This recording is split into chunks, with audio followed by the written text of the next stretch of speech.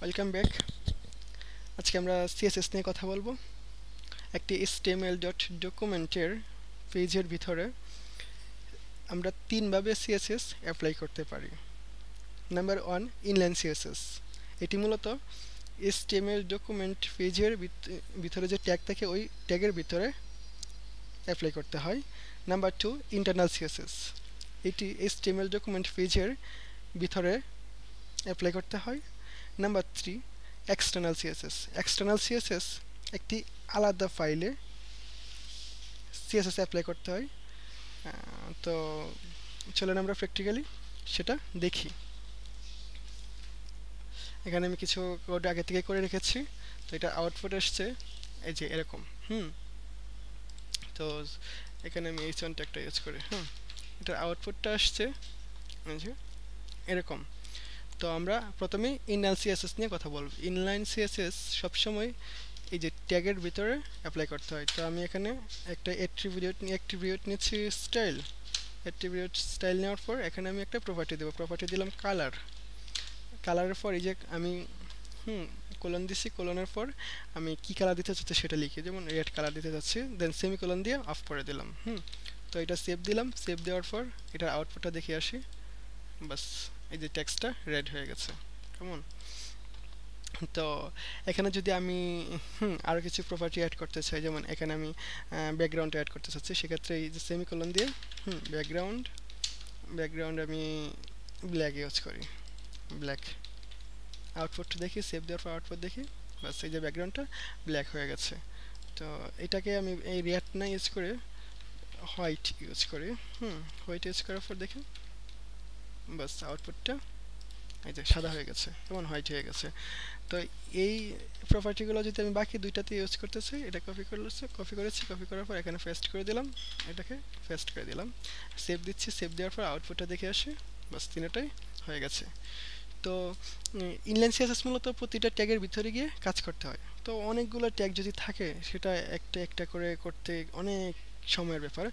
তো একই রকম ট্যাগ যদি আমরা একসাথে কাজ করতে চাই, ধরেন অনেকগুলো H1 ট্যাগ আছে, বাট এই যে কপি করে পেস্ট করা এটা অনেক একটা লেন্দি সময়।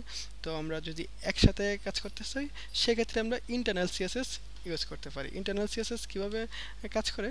ইন্টারনাল সিএসএস একই রকম ট্যাগের ভিতরে, মানে সবকটাতে যদি আমি অ্যাপ্লাই করতে চাই, তাহলে জাস্ট ইন্টারনাল সিএসএস ইউজ করবো। তো ইন্টারনাল সিএসএসের কীভাবে কাজ করে আমি সেটা দেখাচ্ছি। কেমন? তো এটা সেভ দিলাম। সেভ দেওয়ার পর ঠিক আগের অবস্থায় ফিরে গেলাম। তো আগের অবস্থায় আছি। তো এখন আমি ইন্টারনাল সিএসএস এর কাজ দেখাবো। কেমন? ইন্টারনাল সিএসএস মূলত সবসময় হেডের ভিতরে কাজ করে। কেমন? এই যে হেড ট্যাগ, এই যে হেড আছে, হেডের ভিতরে কাজ করে। তো আমি হেডের ভিতরে কাজ করে, তো এখানে আমি একটা অ্যাট্রিবিউট নিব। অ্যাট্রিবিউট নিচ্ছি স্টাইল। স্টাইল নিলাম। স্টাইল নেওয়ার পর এখানে আমি H1 ট্যাগের ভিতরে, যেহেতু আমি সিএসএস অ্যাপ্লাই করব, সেহেতু H1 ট্যাগটি আমি ধরে নিলাম। H1 ট্যাগটি ধরে নেওয়ার পর কার্লি ব্র্যাকেট ব্যবহার করলাম। কার্লি ব্র্যাকেট ব্যবহার করার পর আমি এখন এখানে প্রপার্টি ইউজ করবো। প্রপার্টি দিচ্ছি কালার। কালার দিচ্ছি। কালারের পর ঠিক আগের অবস্থায় কোলনের পর আমি কি কালার দিতে চাচ্ছি, আমি এখানে ব্লু কালার দিতে চাচ্ছি। এখন ব্লু কালারটা দিয়ে দিলাম, তারপর একটা সেমিকোলন দিয়ে দিলাম। এখন আমি আউটপুটটা দেখে আসি। দেখেন সবকয়টা H1 ট্যাগ সবকয়টা কিন্তু ব্লু কালার হয়ে গেছে।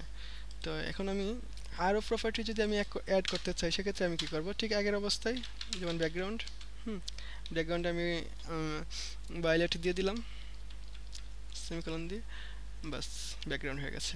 তো ইন্টারনাল সিএসএস মূলত মানে HTML ডকুমেন্টের পেজে, একটা পেজের ভিতরে যতগুলো সেম ট্যাগ থাকে, যেমন H1 ট্যাগ, H2 ট্যাগ, একটা ট্যাগ কাজ করলে সব কটা ট্যাগের কাজ হয়ে যায়। তো এখন যদি এরকম হয় যে বিভিন্ন ধরনের ট্যাগ আছে এবং HTML ডকুমেন্ট অনেকগুলো পেজ আছে, তখন আমরা কি করব?